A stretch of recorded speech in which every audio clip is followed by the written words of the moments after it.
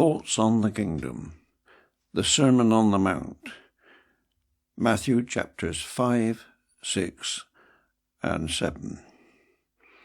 Now, in this brief discourse, I want to lead from the previous discourse into the discourse which follows. I want to make a bridge between those two discourses.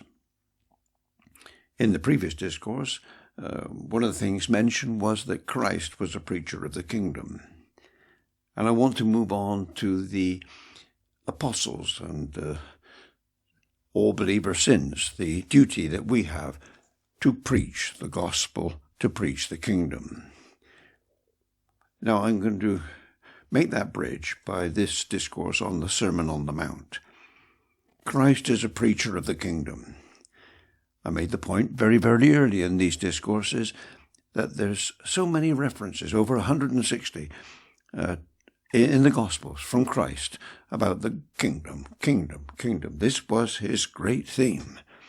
And nowhere is it seen more clearly than in the Sermon on the Mount. The parables also give the kingdom.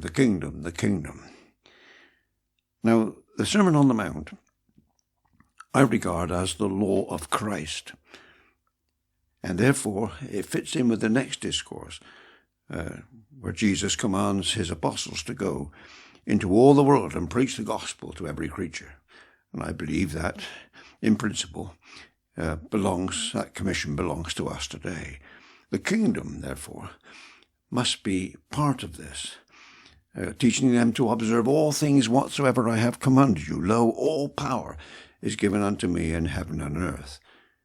Although the kingdom is not mentioned in Matthew 28, in those verses at the end, nevertheless, it surely is to deal with that. But let me just briefly show how Christ in the Sermon on the Mount speaks constantly of the kingdom. Matthew chapter 5 and verse 3. I'm not expounding these verses, I'm just bringing the point home to you. The kingdom. Blessed are the poor in spirit, for theirs is the kingdom of heaven.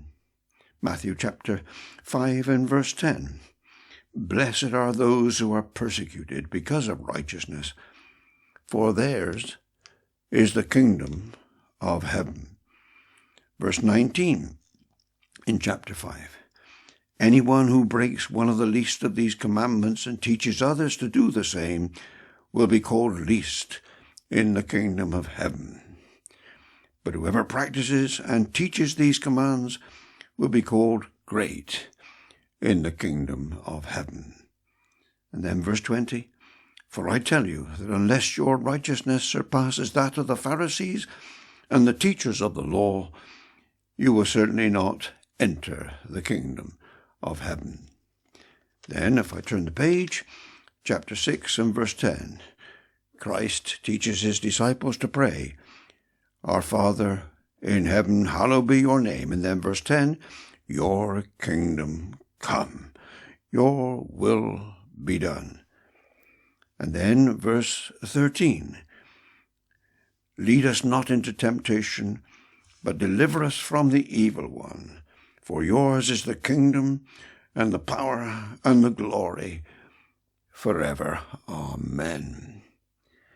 And then verse 33, seek first his kingdom, God's kingdom, and his righteousness, and all these things will be given to you as well.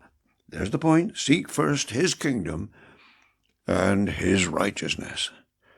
The kingdom. And one more, chapter 7 and verse 21.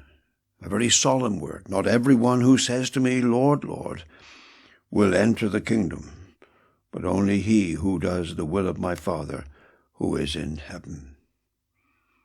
Now that's Christ in the Sermon on the Mount.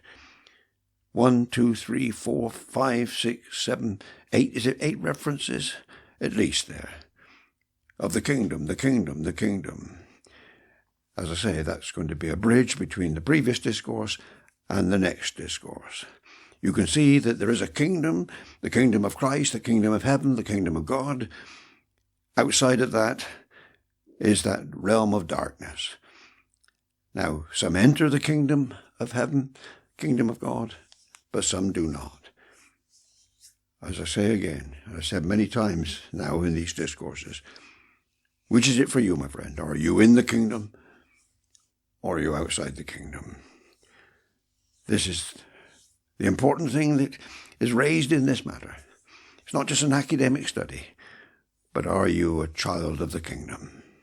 You can be through the Lord Jesus Christ. Call upon him, look to him and be saved.